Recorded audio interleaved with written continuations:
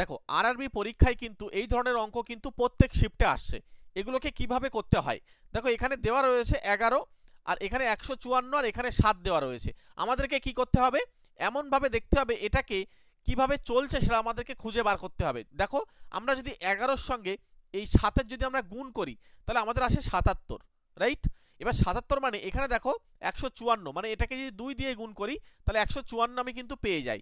তাহলে আমাদেরকে একই কাজটা এখানেও কিন্তু করতে হবে। চলো দেখি, আমরা করে দেখি। সবার প্রথমে এই 6 আর 15 গুণ করলে কিন্তু আমরা 90 পাই। 90কে যদি 2 দিয়ে গুণ করো তাহলে 180 পাই, মিডিলটা আসে। তাহলে আমরা এই ধারণা দিয়ে এই বাকি অপশানগুলো একবার টেস্ট করব। সবার প্রথমে দেখো এই দুজনকে গুণ করলে 46 হয়, কিন্তু তাকে তো ডবল করতে হবে। তাহলে তো এখানে 46-এর ডবল 92 হয়ে যাবে, তাহলে এটা হবে না।